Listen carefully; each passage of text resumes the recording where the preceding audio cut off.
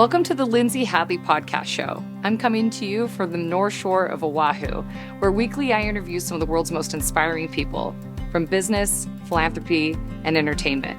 I love collecting humans, and these are some of my favorites I've found along the way. This podcast is brought to us by Capita Financial Network. Do you need help with the next steps of your financial plan? Think Capita. Capita is a financial network built around you.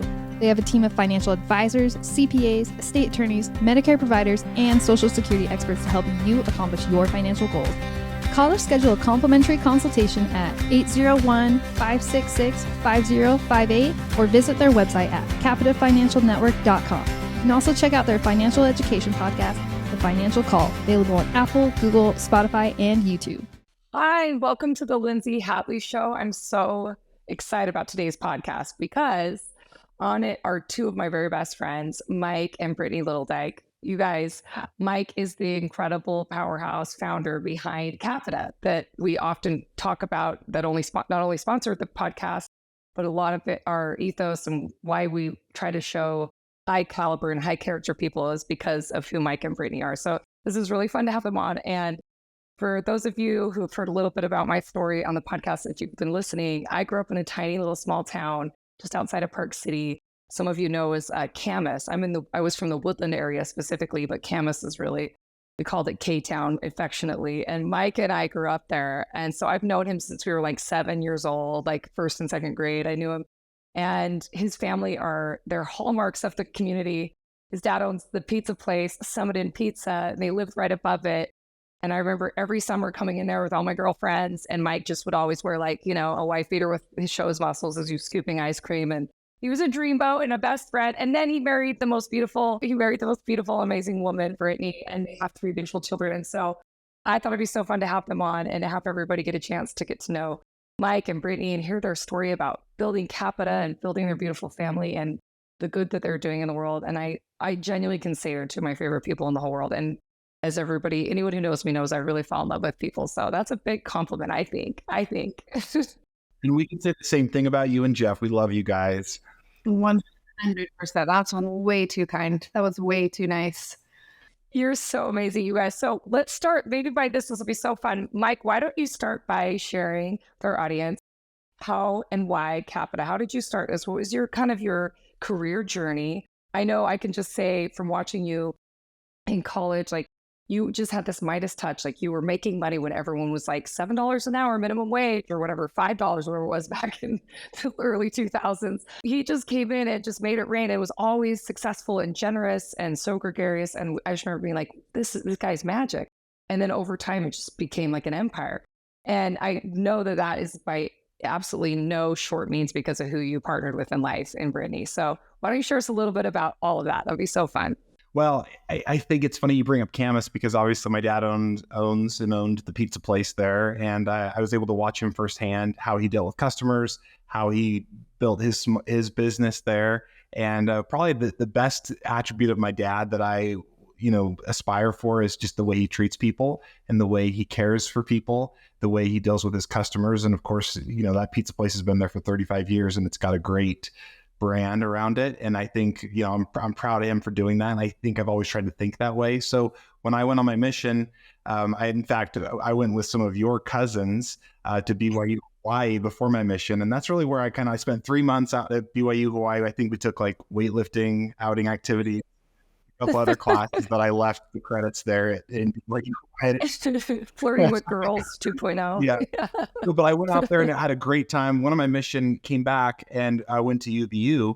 And that's where, I had this aspiration to build something special, something big. I didn't know what it was going to be at the time. I just knew I liked people. I liked relationships. I loved the idea of convincing people towards a common goal. And so like Brittany was joking, I think I started at the Buckle, which was basically minimum wage. They paid a commission as well. So I, worked there for like 6 months or so. And then I got into phone sales. We sold real estate marketing packages to real estate agents. And we became, we did very well there. And I started to make okay money as a college student. I was making, decent money, and I loved the idea of investing. I wanted to learn, I was doing my day trading on my own computer. I was investing in real estate deals. I was doing all sorts of things like that, where I learned very quickly what not to do. We made a lot of mistakes on investing. And really, that was kind of the precursor for Capita, is the idea of building something for myself where we could provide a platform to help people invest and do the general wealth management. But I started just in life insurance and annuity sales through college. Brittany and I got married in 2006. And that was, well before the big recession. And so things were going okay there. But I remember doing a couple of really bad investments where we even needed to pay some money back to some individuals. And I did that on like an American Express credit card check back in the day. And so literally we got married. I sold Brittany on marrying me. We go on a honeymoon, we came back, and I was like, oh, by the way, we're broke because $80,000 in credit card debt. Had no idea. And like 3% interest. And so, and I didn't involve her in that decision. I just felt like, because that investment with that real estate deal went bad, so I wanted to pay everybody back. And so I wrote those checks, and then that was really the motivation behind figuring out how to build Capita. And so I literally one night at like 1 a.m., I wrote down the business plan of how I wanted to be a one-stop shop for financial advising. And of course, I was focusing more at the time on life insurance and annuities and things like that. But that's really where Capita started, was out of necessity of me just needing to provide for my family and build something special. And, I had all the opportunities to do summer sales. I think that was something I almost did a couple times, because that was enticing. I had friends going out making $250,000 in the summer. And I thought, well, I could go do that and make some quick money. But I decided instead to kind of focus on trying to build some sort of an enterprise value, something that I could, grow really big beyond just doing summer sales. That's such an incredible story. I've never heard that story about Brittany comes back and finds out, oh, we're broke. How did you feel when you found that out? Like, should I sell my wedding ring? I don't know. Broke. Okay. Yeah. No, you were really chill though. I didn't know for a while. He never really said anything. Mike just kind of like put his head down and just went to work. So wow. And you didn't feel anxious. I feel like you've always really trusted his ability to provide. Like you knew and you believed in him. That's funny you say that, because we were actually just talking about it the other day. And in the beginning, he's the optimist. I'm the realist. Pessimist. Realist, optimist. So he would be like, yeah, we're going to do this and this and this. And I'd be like, oh, probably let's play it safe. Let's play it cool. Let's not do this. And so I think it was, I pulled him back from quite a few things for sure. But there was one specific time that he had found a lot up in Victory. Victory Ranch is like a super nice, a really nice golf course up near Park City. And was that during the recession time? So the lots were, yeah, I think it was during when the crash all came. And so he was like, we have a great opportunity to buy this lot, and, it'll be a good investment. And I'm sitting here thinking, yeah, right. Like, no one's going to buy this right now. I'm like, absolutely not. We're not doing this. Like, no, you're not doing it. And bless Mike's heart, he was like, okay, gotta like happy wife, happy life. So he didn't do it. And I think like within it was like months later. Okay, whatever. A few months later, he could have made a lot of money on that. So I think it was at that point, which you have to give me credit. I didn't really know you when we first got married. You had to build this track record of trust. And I mean, it was, what you were doing was so non-conventional, I think, to what kind of both of our upbringings were. Mm-hmm. It wasn't like, go to school, get your degree, enter into the workforce, right? It was like, Mike's like, yeah, I'm not going to finish college, which he did. But I'm not going to work for someone. I'm going to do my own thing. So I was always just like, let's play it safe. Let's play it cool. And yeah, after that incident, I kind of just turned it over to him. I was like, okay, your credit score with me is probably going to be okay. So you haven't run us into the ground yet. I think I need to just let you do what you do best. Cool. Yeah. That's amazing. Britt, it's funny you bring that up. You're like, I didn't really know you. I mean, we come from a culture where people get married really young and really quickly, and it's a big part of, our background.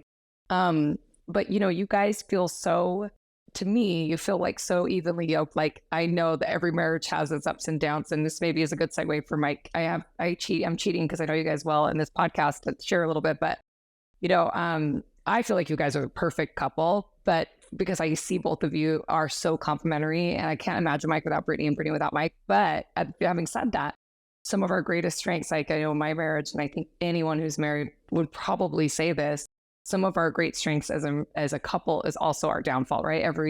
Every side of a coin has another side. And Mike is such like an incredibly ferocious, hardworking entrepreneur. I mean, he's just like so fixated and so committed, and some might even say like a workaholic. So could you share with us a little bit of that story of building, like you built this dynasty, now over $1 billion under management at Capita, and taking them to your ranch and on trips all over, and you're doing all this, you're doing philanthropy, you have these 3 kids, which I can't wait to talk about. But how do you feel, what was the ride through with your marriage and building Capita? Yeah, so the idea behind, I think, building Capita was through college. I was able to make okay money, but also make a lot of mistakes and learn from those mistakes with my personal wealth as I invested, and go through experiences like Brittany mentioned, where there's a lot of deals to be had in between 2005 and 2008. There's a lot of money being made, and I learned what to do and what not to do. And I think if you were to say, well, like the most pivotal moments of my career were those pivoting moments where I could pivot quickly. I could make a mistake and move on and work and not let that bring me down. And that's kind of the idea behind Capita. Is I wanted to have that one-stop shop where we could basically bring people in and help them holistically, not necessarily sell them a specific product, but be able to help them with advice.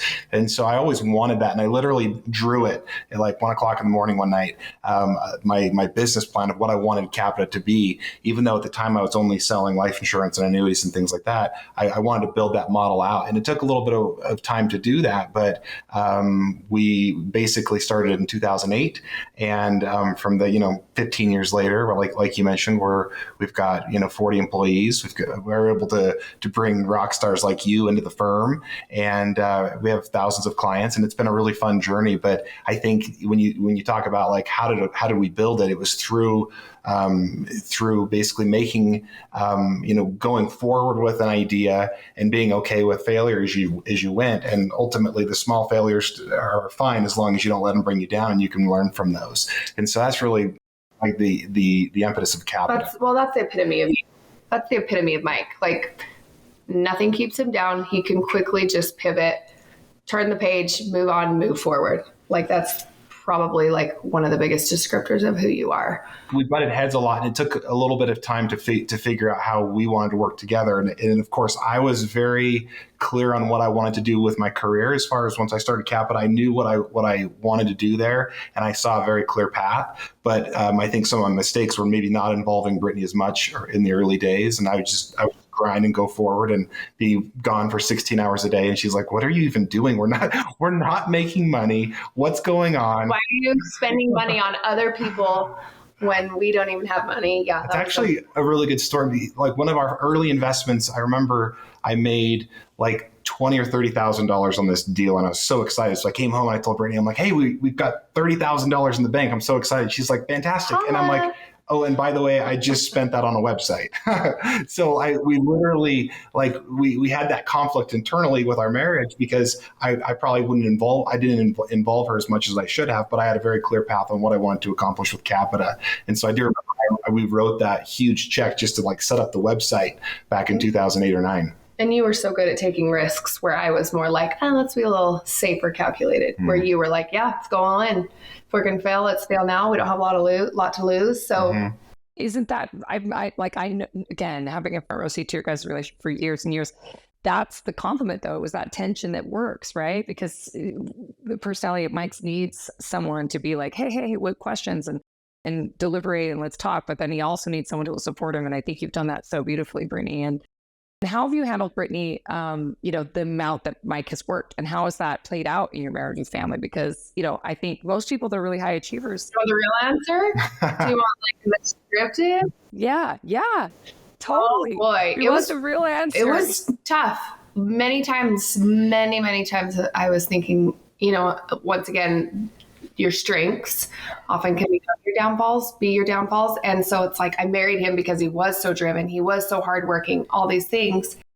And 5 years in, I'm like, maybe I don't want this. Maybe this isn't what I want. Maybe I want, someone to work part-time. I don't know.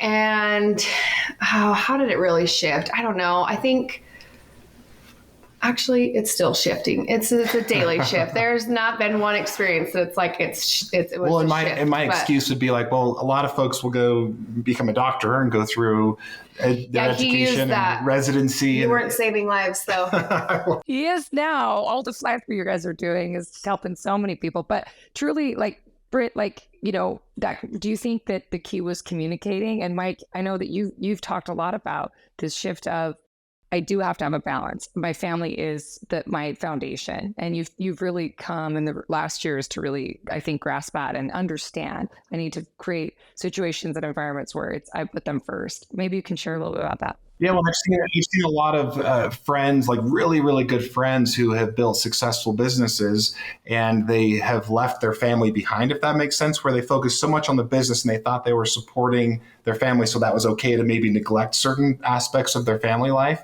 And I had this aha moment where I thought that could be me, and I could be building this empire for what? For nothing, if I don't have my family life balance figured out. So I kind of struggle. I still struggle with that, knowing what drives me inside is building and finding success, like through a company like Capita. But I also, I want to have that family balance. And of course, obviously, I haven't figured it out yet, but I'm working on it. So much better. Yeah, but it's better.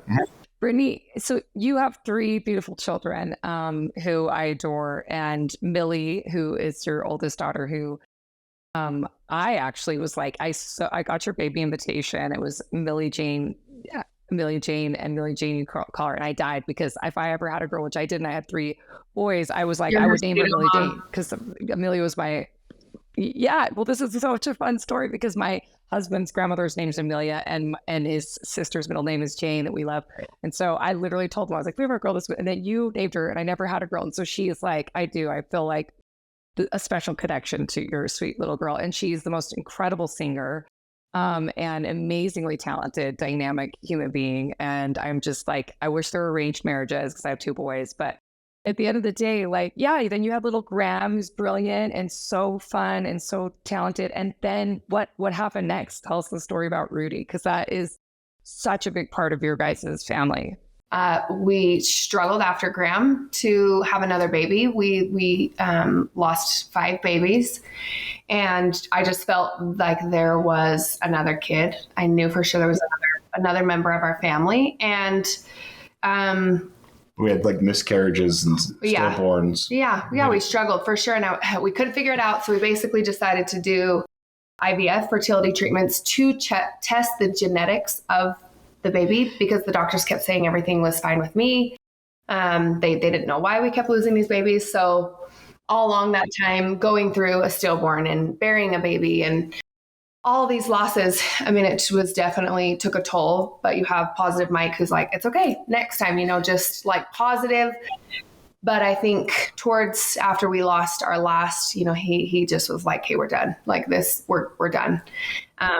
Which was tough on our marriage because I felt like I knew there was another baby. And so we ended up doing IVF to test the genetics of the embryos to see, okay, maybe that could be our issue. So we did that, and we got 5 perfect healthy embryos. We put in 2. I ended up carrying one of those babies to about 20 weeks, and we lost that baby. And so then at that point, we're like, all right, well, what's our other option? What is our last and final option? It was to have someone else carry a baby for us, be a surrogate of one of our embryos. And Mike was absolutely not on board. And I want to apologize for doing it behind your back a little bit, but we got Rudy, so it all worked out. But basically, I truly believe God put our surrogate Nikki in our lives 100%. Literally just kind of plopped her in, and I made Mike meet her, and he, not begrudgingly, I don't know, he just was like, dang it, this is her. Like, this is the girl that's supposed to carry your child. We went to dinner because she had already kind of talked to him about it, and she basically pitched me on it more or less with like a PowerPoint saying, here's all the reasons why we should do this. It was my first sales gig. And I remember done all this legwork behind the scenes, and there's this surrogate out there that wants to carry our baby. I'm like, I feel like that, to me, it just like caught me off guard. For sure. But we decided, because she's married, has her own kids as well. So like, let's go to dinner with these guys and let's go meet them. And then after that dinner, that's when on the car ride home, I was like, ugh, it was literally like meant. No. So, she sold me on it. She's amazing. So she carried, we chose, we had 3 embryos left. We had a boy and 2 girls. I wanted Mike's skin in the game a little bit. So I told him he had to choose which baby. He chose a hunting buddy. And everything went well. Everything took. It was the most amazing journey I think I've ever been on. I could talk for hours and hours, but she went into labor on my birthday when we were in Moab, 3.5 weeks early. And luckily, this is all during COVID, and we were anticipating not being able to be in the room while he was born.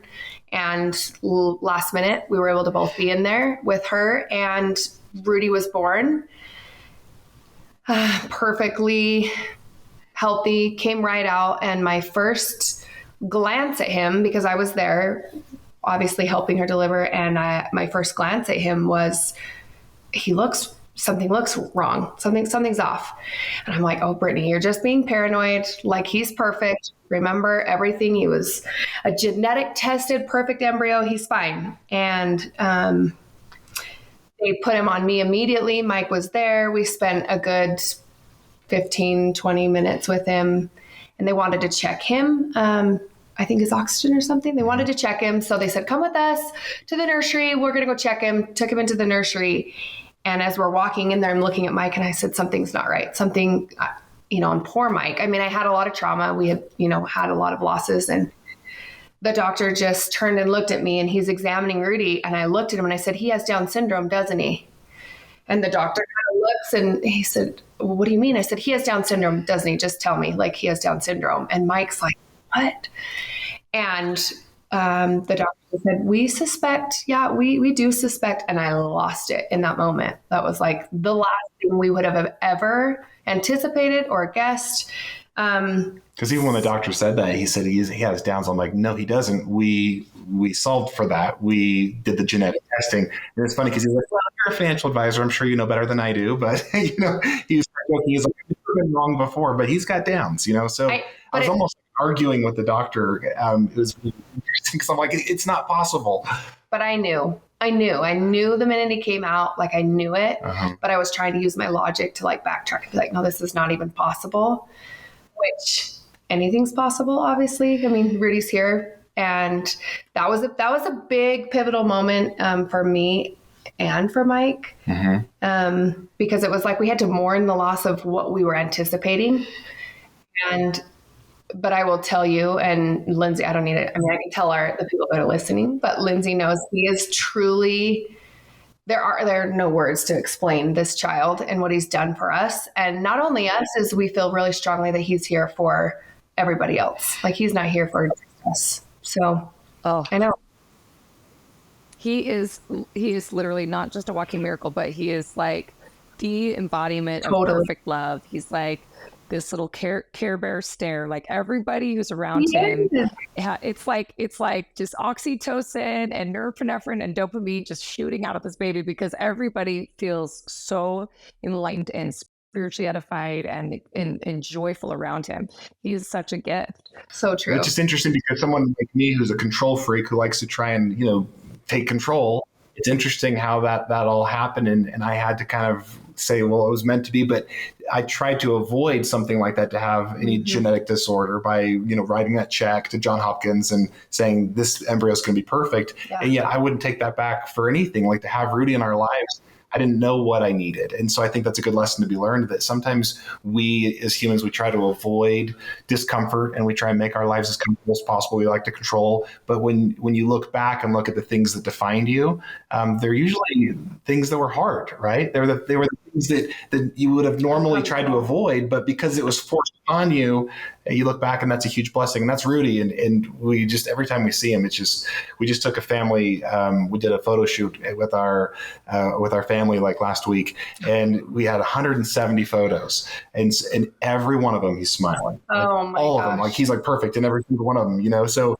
he's the yummiest. You guys, there's a theme here in this conversation, and a theme about your guys' lives is that, like, these difficult things, these failures, whether there's a failed investment that goes on credit cards, to tension in the marriage around workaholism, or difference of thinking, and being more conservative and realistic and being so optimistic and driven, or whether it's having this tragedy of having a child not be born with perfect health when everything you did and paid for in science should have told us otherwise. And yet all of those things led to these great, incredible blessings. Like, I look at your marriage and I think it's one of the beautiful love stories to me, because even though you've had that tension, the fact that you guys have chosen each other and you keep making it work and you adore each other so much, like, there's so much love because you've had the opposition. Do you know what I mean? If it was just like, oh yeah, no, I mean, we never fight, we've never had a thing, like, yeah, we're just, it's like, that's not a story. Yeah, that's not a real story. It's nothing to contend with. And like, we have to have people and things in life to contend with to make us who we are. So I love this theme. So as you guys are looking forward to, the rest of your lives together and what you've built, and now you've got this incredible business that is blessing people's lives. I mean, one of the things that are my favorite parts of Capita, besides, first of all, the culture, which I would love to talk about a little bit, and the people, which is a huge testament, because leadership, whoever's at the head of an organization, that is the trickle down for culture, and you two are at the head. But I think one of my favorite things is how we're helping people with their finances that the financial industry usually ignores, whether it's women, which we're working on this whole amazing initiative, which we should mention, but also just that, that sweet spot of clients. Maybe, Mike, you can talk a little bit about how Capita is different than the average financial advisory firm. Well, I think if you were to back up to our earlier story about my investing journey of investing our own money and figuring out what worked and what didn't work, we were lucky to, when we started to make good money, it was 2008, 9, right? So at that point, everything was on sale. We were able to invest in a lot of great things, a lot of great companies, a lot of great real estate deals. And so we had the money to then approach building Capita slightly different than your average company set up. So we were able to invest in people, and we were able to invest in what I thought was the best approach, which was the fiduciary way of giving advice, where you're literally, our clients pay us for advice, not specifically for a product to be jammed down their throats or anything like that. And the problem with most people is when they go meet with different financial advisory firms, usually there's an agenda. And of course, we have an agenda. Our selfish agenda is to simply win the clients over and build that relationship with them. But beyond that, as long as they're with us, we'll be taken care of financially, because we just make our flat fee and move forward that way. But we're not incentivized to specifically push them into one product or the other. And so I really like that we've been able to do that. And we've brought, as you know, some amazing financial advisors and support staff from other large firms, where they can use those skills that they learned from those firms and come work for us in an independent fashion and be able to simply give these clients advice. And so that's pretty tough to find a boutique firm like ours where you can get that type of advice and that level of talent. As you know, the depth of our bench at Capita is pretty deep. So we have amazing planners who just simply care about their clients and want to do what's best for them. I love that, Mike. So we didn't incentivize in sales, we incentivized in the customer satisfaction and retention and their success, which is just so much more aligned. But also, one of the things I absolutely was floored by as I was new to the financial industry is 6 months ago when I joined Capita, I'm like Googling assets under management. What does this mean? What is an RIA? Like, so embarrassing. But I came through the world of philanthropy for the last 15 years. And one of the things I learned is that it's not typical for financial advisors to have a capped book. Like we actually have only on average 220 clients per advisor. These advisors came from places like Fidelity and Morgan Stanley, where they had 900 clients. And you can't have a relationship with that many people, and not in the depths that you could at this smaller number. So you've just been more generous in how you compensate your advisors than the average big shop. And you've made it more about the relationship. So it's so much more white glove. It's so much more relational. I remember being treated so well because I've been a client for a long time, but I remember thinking, I have $2 and I have life insurance with you guys. And like, I'm nobody, but I'm getting the family treatment because I'm Mike and Britney's girl, you know? So like, okay, this is why I'm getting the red carpet. And I found out later, no, that's just how we treat everybody at Capita, which is such, to my delight, such a joy to introduce people. So Britney, as from the outside looking in, what do you think the secret sauce besides, Mike's charisma in terms of collecting and retaining the best people? Because we all know between Zach and Cassie and the leadership, I mean, Tyler, I mean, these guys are just world class. I mean, you can't find better leadership. What do you think the kind of the winning formula was? Truly, I've yet to meet someone that doesn't like Mike, that knows him, obviously. But people don't. Mike doesn't burn a bridge, and it's not like a selfish motive. It's just like genuine. It's like deep in who he is. He just doesn't burn a bridge no matter what, and I'm so grateful for that because I'm a yellow and a red, like we talked about. So I maybe have been known to react in unacceptable ways, undisclosed. No, that's just something that's like who he is. And Lynn's like, same thing. You've known him for so long. Like and life happens. Things go unplanned. Things go differently, than how it's business, especially. And it's not to say that there haven't been not fallouts, but things that haven't turned out the way that you have, planned, and people still respect you and like you. So, and that with his company, I think, like you said, it's a trickle down effect. And, that's a super admirable characteristic to have as a human being, but then to build a business and to affect and impact not only just the staff and the culture, but all the people that you interact with, whether clients or non-clients. It's just like who he is. Yeah, there's such an unassuming nature in Mike. Like, he has confidence that real self-esteem warrants. Like, he really believes in himself, and he believes that things will work out, and that positive aperture is so infectious. But really, there's a deep humility. He just isn't self-absorbed, and I think people know that, and so they feel really safe around him. And I think it's very inspiring because he's somebody who, with all of the attributes and talents and rap sheet and accomplishments, you would understand if he bought into the invitation that he's better than the rest of us, because you're like, well, you kind of are. That's a fair assumption. No, but he doesn't have that. And it's really, it's just a tender thing. But Britney, I have to say, I've told Mike this and kind of hurt his feelings, but I was like, if you guys ever got divorced, I would pick Britney, even though we've been friends forever.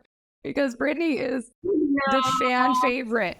She's the fan favorite. Everyone knows she's the life of the party, the most authentic, real, dynamic, so unbelievably fun. And I just adore you. But also, I've said this about Britney, but the empathy that she displays, her ability to connect with people goes so deep and just be like, I am for you. I am with you. I'm in this. I've never seen this kind of empathy from somebody. And I choose empaths. I go around because I'm like, I need to feel loved, and Britney just is this little. I'm so grateful for you. I mean, just at being our friend, but now in this capacity of our Capita family, it's been so fun because it's you usually interact most with people that you work with. So probably selfishly, we brought you on. Yeah. Selfishly, I need to be around you because that's what you have been for us as a family, and then now in the workforce aspect. And I would say that's what I've learned from both of you. It's this fact that for me, I'm all about relationship. I'm all about relationships, but I think Britney is so good at taking those relationships and going really deep with them, and through empathy and through understanding. For me, I have a hard time even focusing half the time when I'm talking to someone because I'm thinking about all the other things I could be doing. That's why she's the perfect combo. Yeah. She's like the empath and goes deep. She's super smart in business. So Lindsay's like... This is a fun love festival. It's fun for our listeners to like get to know the people behind Capita and understand like what makes us tick and what we do. And as you guys are looking forward, to everything that you've got on the horizon, how are you guys feeling? Like, what are the dreams and ambitions? What do you see happening next? I mean, Mike, you're always got something. What's up next? And I have to say one. Go. Before mine will be shorter. Experiences. What I was thinking, something that Mike didn't mention, just of like who we are as a couple, a family, but then you trickle that over again, is experiences. Once you have done X, Y, and Z in life and kind of, you have these box that I think everyone checks, you do this. And once you've kind of reached upwards of those goals, I guess, if you will, it's like, what's life all about? And I think for sure it's experiences. So experiences with amazing people and now clients, like that's something huge you guys do, is give experiences and make those memories with people that matter and creating those also for others. Yeah. That was mine. And you are the best at that, Mike, the best. And we're doing that right now with women, and Britney too. You guys are the best hosts, the most fun to be with. I think what's cool is when I first talked to Mike about coming on to Capita, he's like, this is perfect because I spend so much of my time with doing things that involve a lot of men. Maybe you can share a little bit about how you and Cassie saw this going and how it's working so well. We're having such a fun time, but maybe share a little about that idea, what we're trying to do. Well, obviously, in our world, it's all about relationships. People like to work with who they enjoy being with. So for us, a really fun part of Capita is getting successful people together and getting business owners together and being able to share ideas without like having it be a formal mastermind. It's the idea of just going fishing together or going golfing and being able to talk about not only business, but real life experience. How's your marriage going? What do you do with your kids? A big conversation that we have with a lot of our friends is, how do we make sure we don't spoil our kids? How do you deal with them when it comes to money and things like that? So I think it's having those deep conversations. We try and build events around that. So for me, it's, going spearfishing or going to our ranch in Texas or going cat skiing or something like that. Those things are natural with me with a bunch of guys, but we were kind of leaving the women out. And that's where you came in, is you and Cassie are able to build that same model around a lot of these successful women, a lot of these people that we weren't able to like involve in my fishing trips, for example. Yeah, it's really cool because basically, there's a speed of trust that happens when you're having experiences that you're describing, Brittany. And a lot of deals, any successful entrepreneur knows, a lot of deals are done side by side at a basketball court for guys or on the golf course or whatever. Like the relationships get a depth and a flavor of trust that it couldn't get probably just being totally transactional. You get to see who they are and you go, okay, I like them. I saw how they handled, beating me at that sport, or in the rain when we're trying to get the deer or whatever it is. But women don't get a lot of that opportunity in business. There just really isn't, because a lot of times there is a faux pas or it's kind of inappropriate. There's single women or married women, married men, and these dynamics shift. And so the idea, what we're doing at Capita, of creating this good old girls club where we're taking the women on the jet. We do International Women's Day in LA, stay at the Four Seasons, and have these things. But we're also doing a lot of philanthropy and charity. I'm taking a group of Capita potential clients to Africa. We're going to go do humanitarian work, which you guys were able to come last year with us to engage in. And it's just fun because we're doing it more the way that women would want to, right? We're crying and having like women's retreats and doing breath work and bonding. And, we're doing what women want to do, have amazing food and go shopping. And it's just so cool that you're just pouring into people. And the big thing I hear from everyone after they come on one of our Capita experiences or retreats with the women, they're like, are you guys for real? Like, I thought you were going to try to sell me a timeshare at the end. Like, and we're like, look, we're unabashful. Like our agenda can be tattooed on our forehead. We'd love to manage your money. We'll take care of you and we can quarterback that. But no, we just literally believe in the ecosystem and the network of connecting really high capacity, high character people. Like the long-term accounting on that, just we all win. And I think you've kind of found that. You just have that thinking. And you and Brittany, you guys are so radically generous with people around you.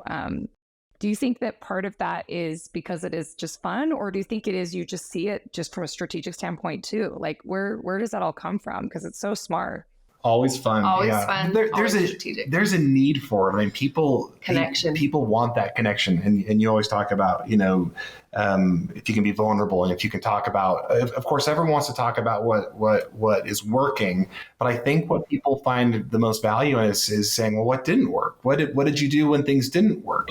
And I think, you even think about like some of the struggles we had in our marriage when it came to like having some of these babies like that. That was the deepest, darkest moment I've ever seen Brittany go through. And so for me to go through that with her, there was like a level of, love that came from that you couldn't have created any other way other than through that tough time. And so I think just things like that, I think having these real moments with our clients, and even just as someone's going through retirement and they're 75 years old and they're dealing with their issues, it's fun as an advisor to kind of be part of their family and to say, well, here's the advice based on that information, and to be able to be there for them.